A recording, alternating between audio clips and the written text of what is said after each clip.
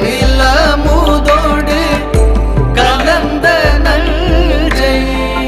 மிடரில் அடக்கிய வேதியனே கடல் தனில மூதோடு